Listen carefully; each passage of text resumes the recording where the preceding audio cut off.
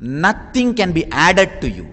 How much ever you grab things or people or places or objects, you will not be living with it. It's an important truth. Please understand, when you are established in ahimsa, even if your body is taken away from you, even if you are killed, what all you think as joy, which you want to experience through the body, you will be able to experience even without that body. Understand? Whatever you think as joy, which you want to experience through the body, you will be able to enjoy without the body, even if your body is taken away. If you are established in compassion, even if your body is taken away, you will be able to experience whatever you want without that body. But if you are established in vengeance, even if you have the body, you will not be able to experience what you want. If you want to experience some sense pleasures, even if they are there, even if you are eating, you will be thinking something else. You will not be enjoying. Even if you are listening, you will be thinking something else. You will not be enjoying. Even if you are seeing, you will be planning for something else. You will not be enjoying. I have seen people going to the vacation places, going to the hill resorts. Such a beautiful scene. They will not be enjoying the scene. They will be planning how to own a cottage here, how to own a house here, how to have a farmhouse here. They cannot enjoy anything unless it belongs to them legally. By the time it belongs to them legally, they are running behind carpenter, plumber, electrician to take care of that house. Person who is established in vengeance, even if he is sitting with the person, even if you are sitting with the person with whom always you want to spend time, or even if you are in a place which you always wanted to enjoy, you will not be enjoying. Something else will be going on. A person established in compassion, ahimsa, non-violence, even if the body is taken away from you, you will be enjoying whatever you want. I tell you, from my experience, one day, it was night, I was just lying down in the prison when I was in judicial custody. Now I know all the technical terms. Police custody, judicial custody, almost all the numbers, IPC code numbers.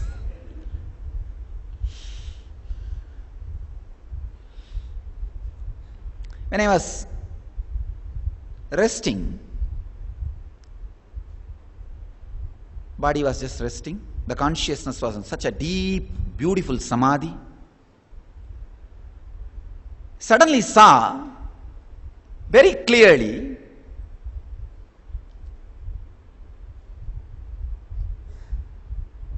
body is in samadhi and that consciousness is attending whatever need to be attended. Like somewhere somebody is praying or asking, meditating. Then I saw very clearly from this body, through this body, a kind of a ray, light, energy going and attending. It's a mystical experience. I am just sharing. Whoever feels connected to me, you can understand or try to understand. If you feel, don't bother, just leave it. Just think that he is telling something, forget about it. I am just describing as it happened, as I perceived. I saw very clearly that through this body, kind of a light energy attending that prayer. Here somebody is calling, somebody is praying, something is going on. Different. It's almost like a 911 call center in US. How the calls are coming and continuously it is being answered. Kind of an automatic mechanism. in so many places.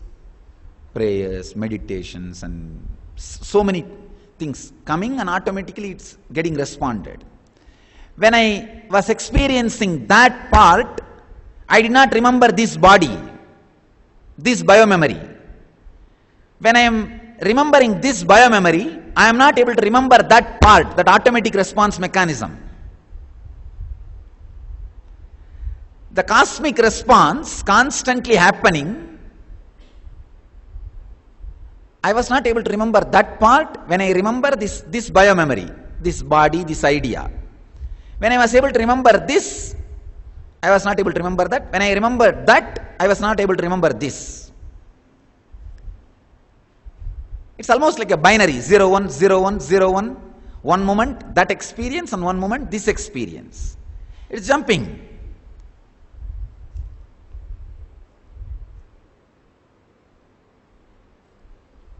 For 1 second, I felt I should download that experience into this biomemory and understand the meaning of that experience so that I can share with everybody. I wanted to translate the cosmic experience into this biomemory so that only any experience, when it is translated into this biomemory, it can be transmitted through words or touch or initiation to other persons. That's why when the initiation or healing touch is given, the ideas stored in this biomemory can be shared. So I just felt I should download that experience into this biomemory at least 1 second. I should translate that into this. Anyhow, I tried. Just Kshana, a second. Please understand, Kshana is not a second. Kshana is the gap between one thought and the other thought.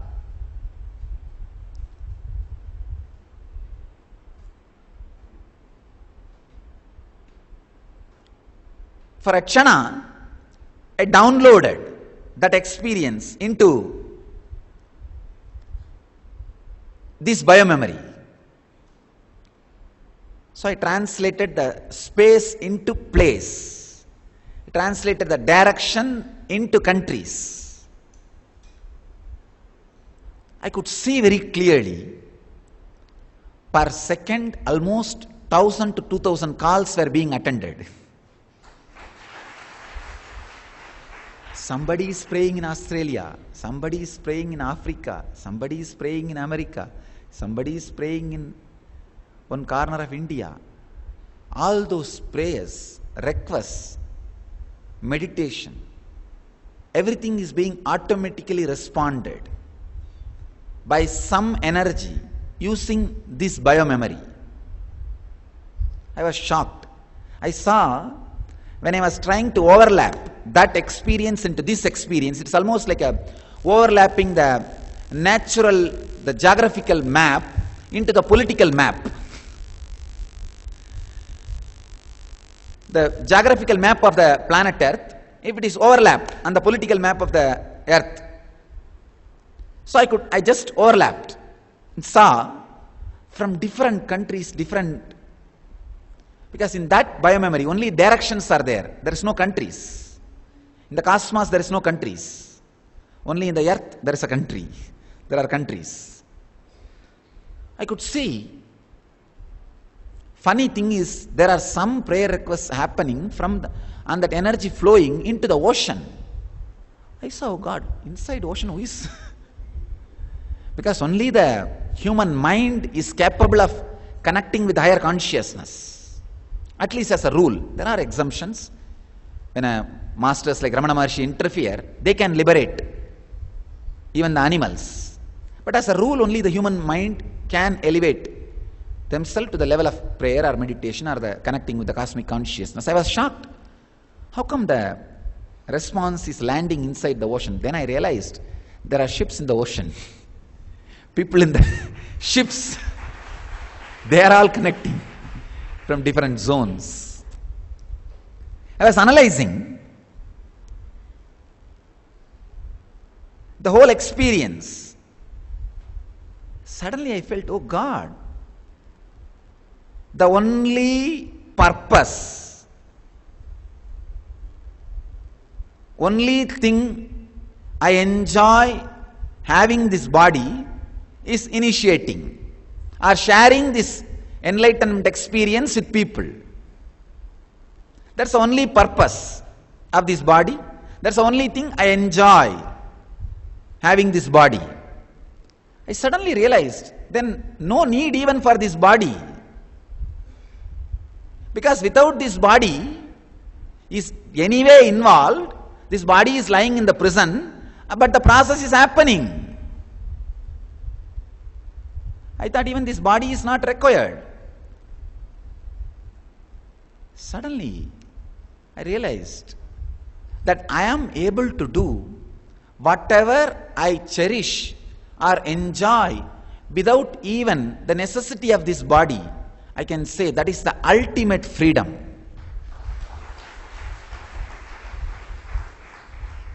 You can just do what you want and enjoy what you think as joy without the use of this body is the ultimate freedom. And I really thought, oh God, then this body is not even required. After all, so many people are hating. Then I realized, no. I clearly saw the answer. No. Maybe if this body is alive and running and doing this great mission, many new people will have deep vidarka, the trust.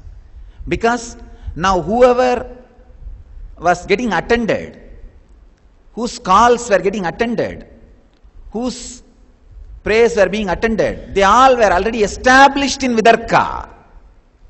Please understand, one more thing I want to tell you. In the thousands of calls, maybe only 2% of the people know me personally, my name or my form. All others were calling different names of the divine. It is not they did not use my name or they did not even know my form. I was shocked. Then how come it is being attended? Then I saw the name or the form which you use does not matter. The intensity with which you call is matters. It's the intensity with which calls are made. I saw very clearly some of the important mystical secrets, the experiences I want to share with you. I saw very clearly all that requests, the prayers made with the intense trust and vidarka are getting redirected. It's almost like a 911 calls being redirected. I was surprised. Then I had another one question. Then at any given time, only few thousand people are only praying and connecting with the divine. How come? Then I saw this biomemory is a specialist in healing and transmitting enlightenment experience. Only those calls are being diverted to this biomemory. I saw there are other specialist masters. For example, Mahavatar Baba, a specialist in longevity. So any calls or prayers connected to those requests, those concepts are directed to those masters. It's almost like a clear, established, automatic, independent, intelligent, responding system. I was really surprised. Because it's a great revelation happened in me. Then I realized, why this body is not required? This body is not required.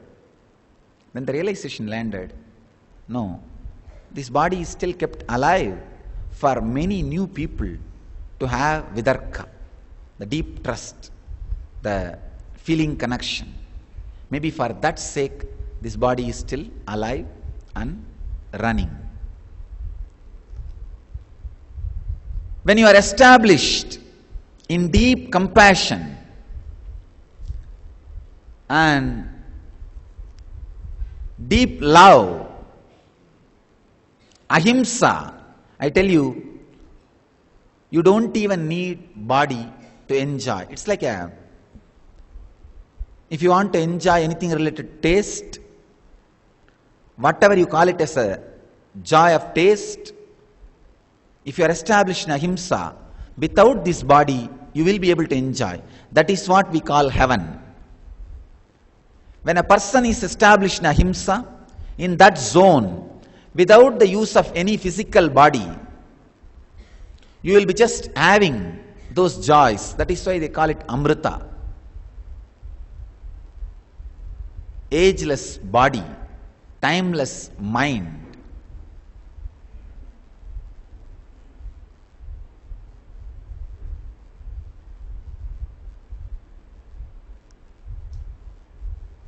Being established in compassion liberates you from the greatest foolishness which a human being can commit is strategy planning to come out of crisis.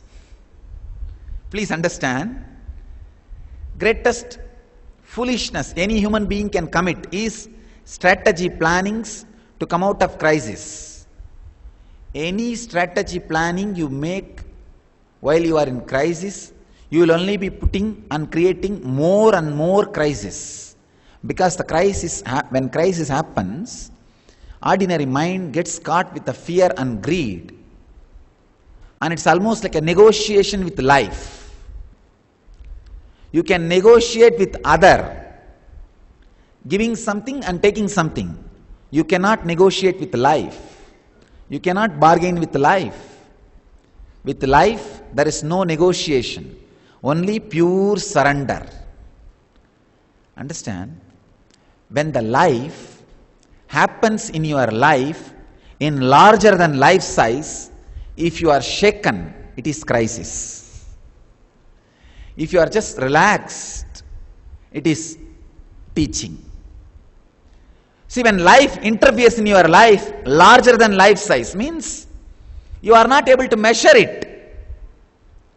In the college I have seen, the seniors will rag the juniors. They'll ask, what department you are in?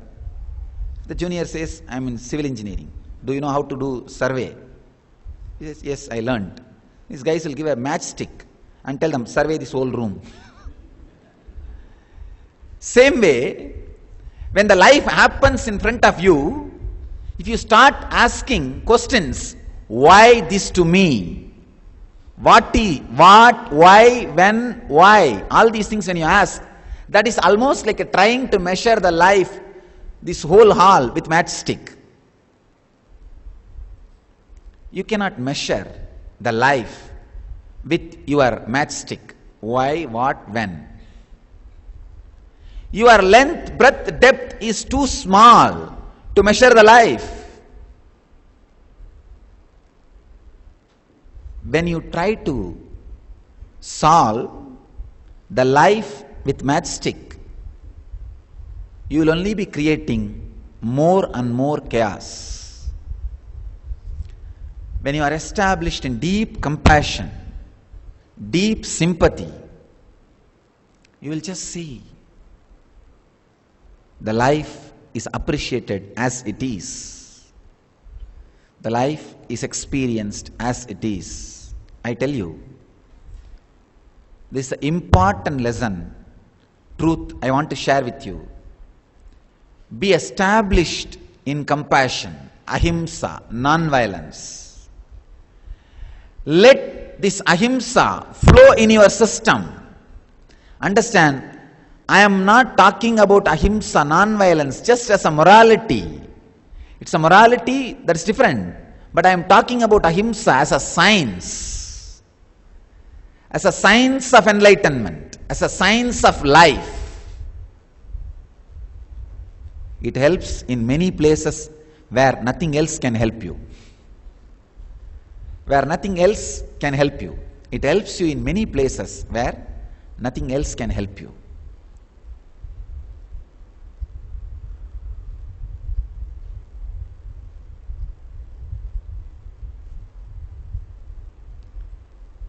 I'll give you a simple process to experience this truth. Sit with yourself in a relaxed way. Inside your mind, call all the people whom you feel are accused in your life, with whom you cherish hatred, anger. Call them all one by one in your mind. Logically reason. Even if I take revenge on him or her, is my life going to be fulfilled? No. Please understand, you always think, whenever you are in crisis, if you take revenge on the person who created problem for you, you have achieved something. No. That is not your success. Even if you take revenge on him, finally, suddenly you will see you are only feeling empty. You are not feeling fulfilled. Taking revenge on somebody is not going to be fulfilling you, will not give you fulfillment. It is just diversion of your life energy, wasting of your life energy. Only after finishing the taking revenge part, suddenly you will realize you are feeling empty. You don't feel fulfillment.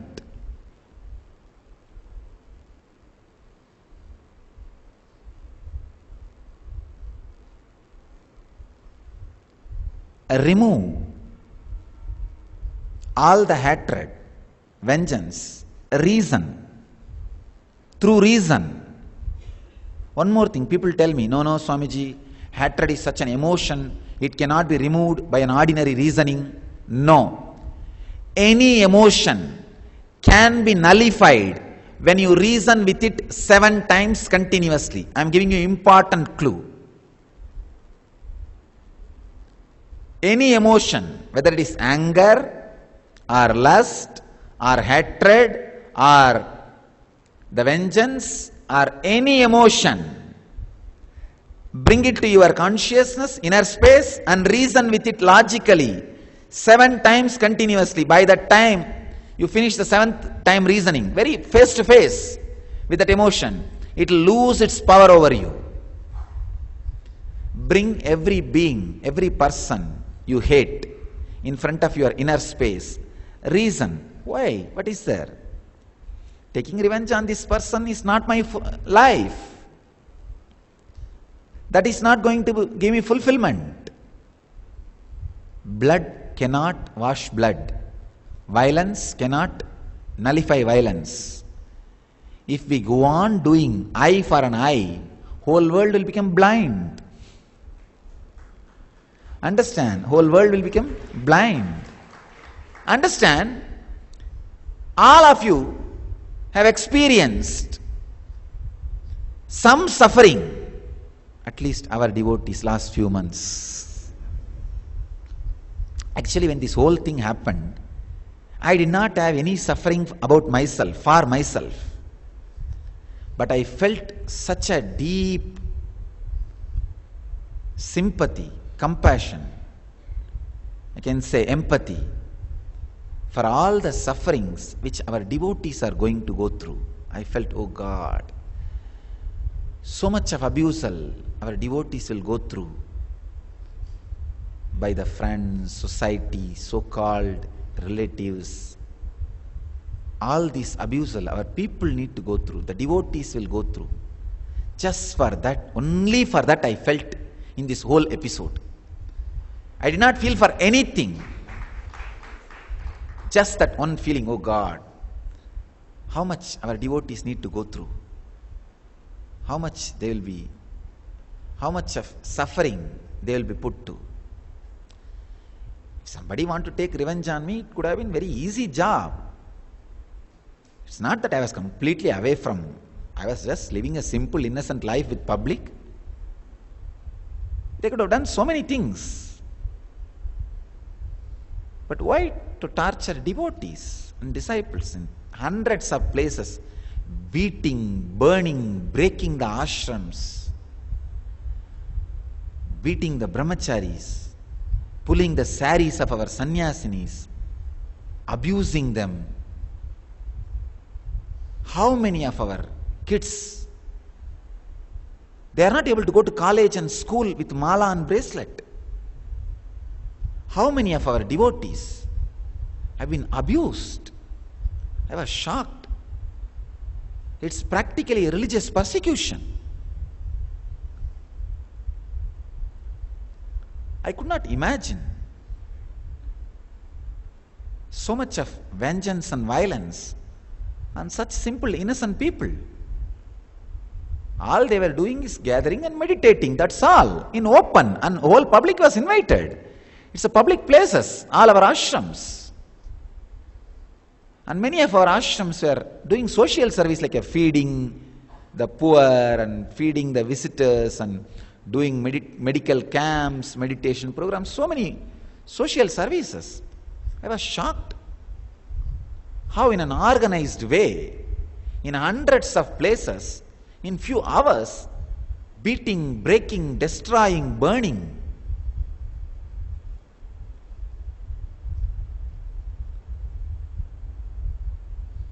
See, it's like a Hinduism is a group of traditions. The followers of Shankara are one tradition, followers of Shiva one tradition, followers of Ganesha one tradition, followers of Devi one tradition, followers of Vishnu one tradition, followers of Ramanuja one tradition, followers of Ramakrishna one tradition. Same way, our followers are one tradition. Even one tradition people are attacked by the people who don't share the same faith. It is religious persecution.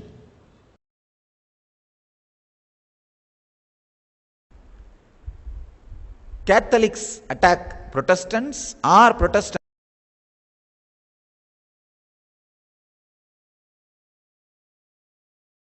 When the Shia Muslims attack Sunni Muslims or Sunni Muslims attack the Shia Muslims, it is religious persecution, internal.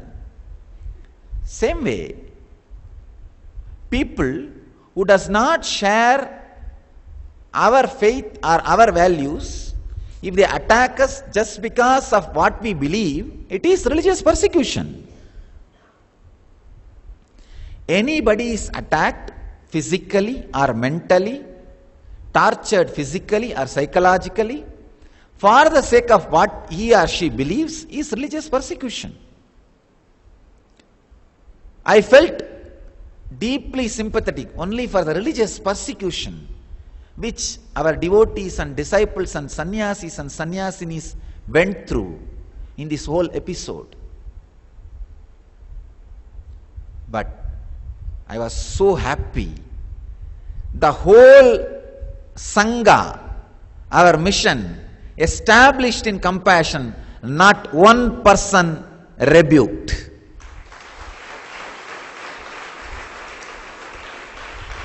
Only one request from me: please be silent and compassionate. Do not retaliate. The whole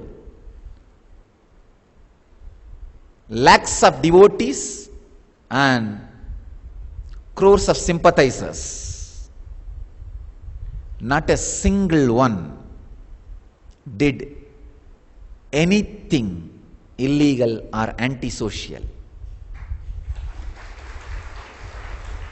In thousands of places, so much of abuse was done to my photograph, burning, beating, breaking to the ashrams. Not one devotee, not one disciple, not one of our follower even threw a single stone. I tell you, I am proud of you all. Just for this silence. Just for this silence.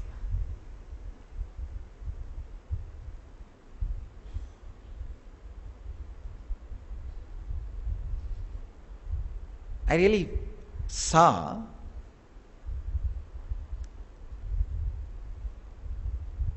I felt the deep sympathy. Oh God, how much these poor guys have to go through for no reason.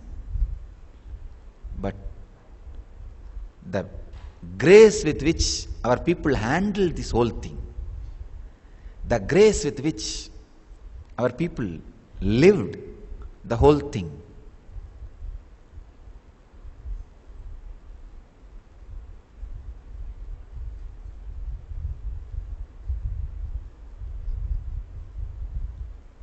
there is a beautiful story I read.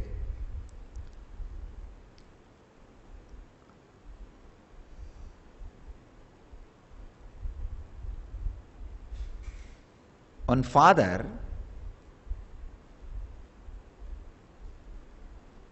when his son came to him for blessings at his 18th birthday, the son came and touched the feet of the father and said, "Father, I completed 18 today," means 19th birthday. Of course, in India we talk about the age which is running.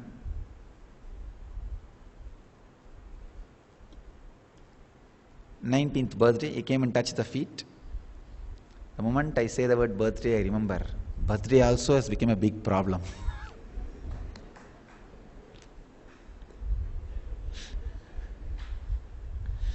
They asked me, "What is your birthday, Swamiji?" I said, "I did not know it when I took birth." I neither know how to see the calendar nor know how to know the time. And somebody, it seems, wrote, Nityananda forged his birth date. Fortunately, I did not have the intelligence and energy to forge a document when I took birth. I said, "I do not know. Only my parents know. Ask them." Whatever they gave in the school, that is what was there. And later on, whatever they felt is right. And they said, we started celebrating that. That's all. My father gave some date in the school. So we were thinking that is the birth date. And I never had the habit of celebrating the birthday. When the mission started, all the devotees wanted to celebrate. Then, when my mother came to know about it, she said, as per the astrology, the date, timing and nakshatra and all, she said, this is not the date. She said, mentioned January 1st as the date. I said, all right, if whatever she remembers must be the truth, because I do not remember, only she should be remembering. So whatever she said, we started celebrating, that's all. Such a simple thing.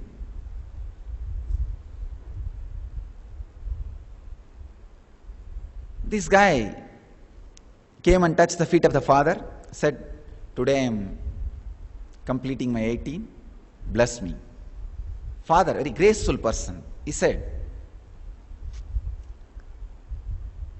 my son, last 18 years, you added so much of joy to me. From today, I liberate you. You don't need to do anything to satisfy me.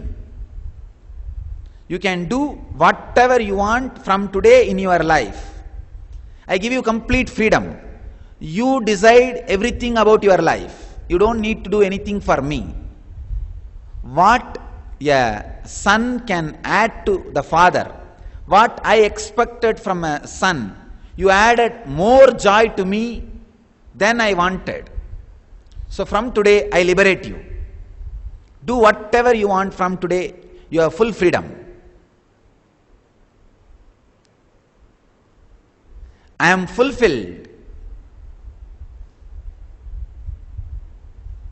Whatever I feel as a fulfillment I should have from son, I had it. Please understand, I am telling the same thing to you all. Whoever handled this whole scandal without any violence and without being shaken, without dropping from the root, whoever has withstood survived this whole sensationalism, I tell you, you are given the ultimate joy I expect from a disciple. You have fulfilled me. I don't need anything more from you. I liberate you completely. Whoever handled this whole thing non-violent way, of course, all of you have handled whole thing in a non-violent way, and whoever did not get carried away by the sensationalism, whoever withstood the sensationalism, these rumors, this heavy wind, I can describe this only as a cyclone. When a cyclone hits, sometime mango tree, many flowers will drop. That mango flowers, small flowers. The flowers which are really sticking to the root, to the tree, that becomes fruit. I really felt many flowers, even the fruits before ripening, has dropped because of this whole sensationalistic cyclone. But the fruits and flowers which are very strongly connected to the root will become fruit.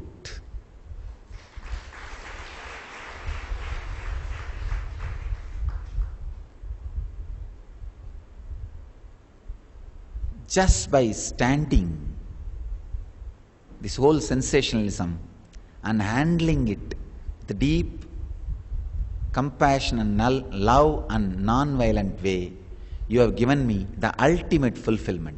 What I expect from a disciple, you have given me. Nothing more is required. Nothing more is required. Understand?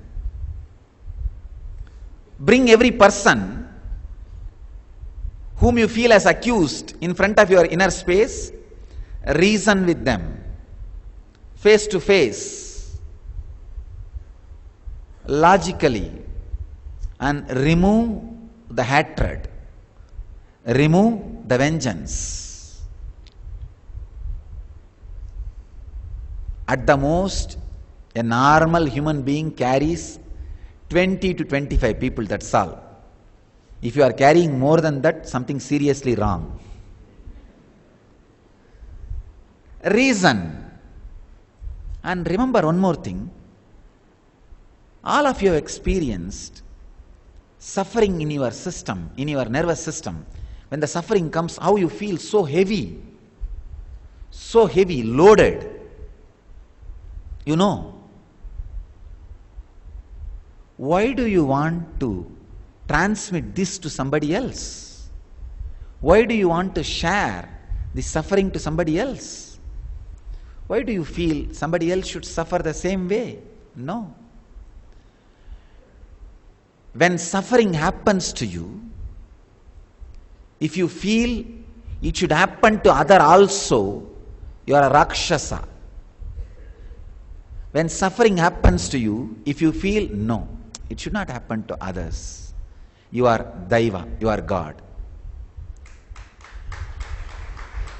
Whenever a suffering happens to you, how you respond decides whether you are a demon or God, whether you are Devi or devil. Understand? You would have felt at least once in a while in your life a deep joy and ecstasy and timelessness. Decide to transmit that to others. Share that to others. Not this heavy, intense suffering to others. Call all the accused in your inner space one by one. Reason with them. Accuse them with honor. Accuse them with honor. I tell you, judge who has the power to judge, and judges will only be a judge. Maybe international court judge, But a judge who has the power to judge does not judge anybody is God. Understand? A judge who has the power to judge but never judges anybody is God. Judge who has power to judge and judges is judge.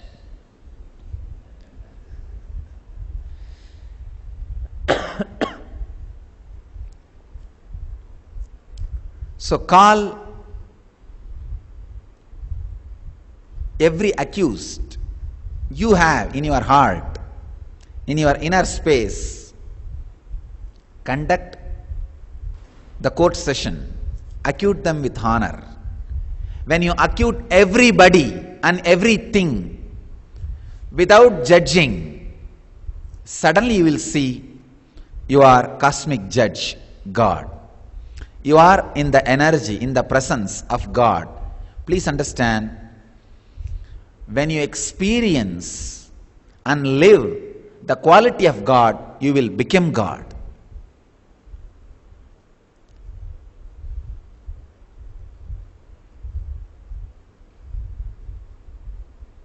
Do not worry.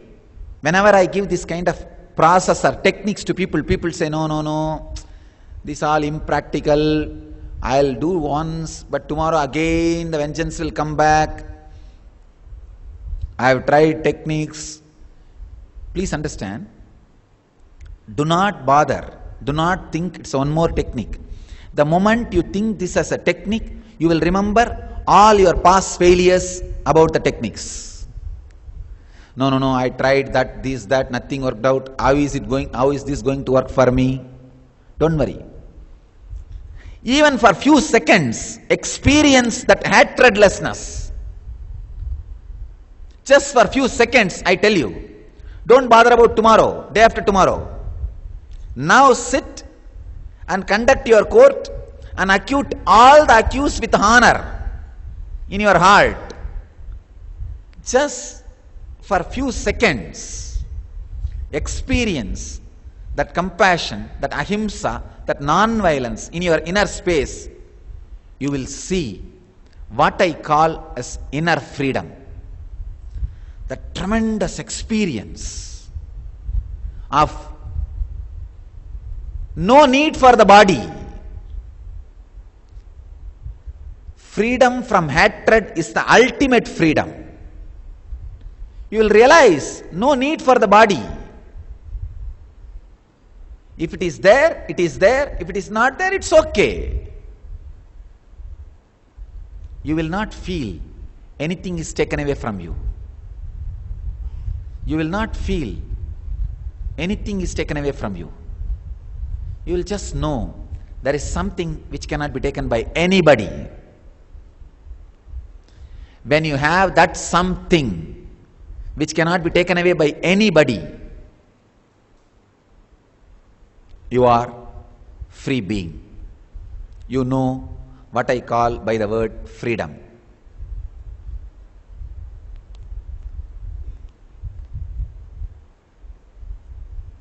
I tell you, freedom is more dependent on the space. So create the ultimate freedom on the space, in the space in which you are established. You will experience the true and ultimate freedom. The simple process, remember? Just sit and decide. At least once you will experience a space where you don't carry even the most secret plan to take revenge on anybody. Just once. Don't plan, I will retain that space forever. Then immediately your mind will say, no. How can you forgive that fellow? How can you leave that guy? If you allow him to leave, he will kill you. It's a question of survival. Relax. I tell you, only once try. Try to experience the space where you don't carry any secret plans to take revenge on anybody, any anger, any vengeance, any hatred, suddenly you will see, you will experience such a deep, extraordinary freedom, which is immeasurable, which is the ultimate freedom. I tell you, even when I felt empathy and sympathy for the devotees and disciples, there was no suffering in me. If I start suffering, I will not be able to help the people who are suffering. I tell you, I only saw all that suffering entering into my being and disappearing. Suffering is removed from them and removed from me also. It's not there. Please understand. If you are compassionate based on violence, you will create only more suffering to others. If you are compassionate based on compassion, you will just see even the suffering which others are experiencing. When you have sympathy or empathy, it will not be suffering on you. You will just take it and burn it. It will just disappear. It will not be there at all. So, the first thing I wanted to share with you from my experience in this whole episode is, be established in compassion. That is the best, ultimate strategy for life. In any crisis, I want to tell you, you will never have worse crisis than what I faced in these last 3 months in your life. So don't worry. Even this whole crisis, I handled it completely being established in compassion. So do not worry, do not have fear. How will I be able to handle that situation with compassion, this situation with compassion? How will I be able to handle that crisis with compassion, this crisis with compassion? Don't bother. Nothing worse can happen to you than what happened to me in these few months. So have the courage, have the strength to sort out anything, just being established in compassion.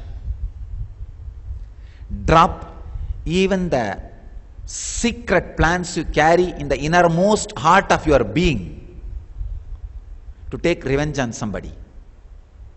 I tell you, you will have the right strategy planning simply happening in your system, and right things will happen, things will fall in place, things will happen beautifully and the best way it can be and it should be.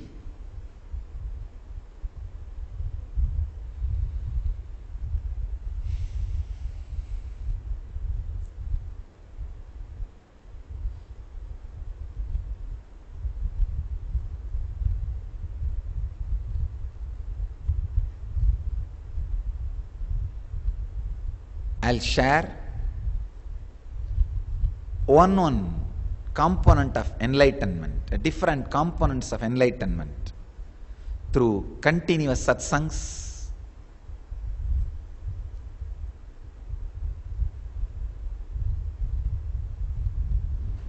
I invite devotees, disciples, and everybody to come and enjoy this whole Living Enlightenment series, this whole process. This is the best time to be around me.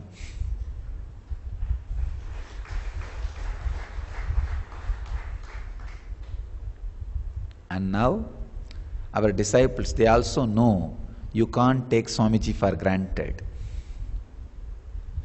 So use every opportunity as much as possible. Be around, imbibe, live, and radiate enlightenment. We bless you all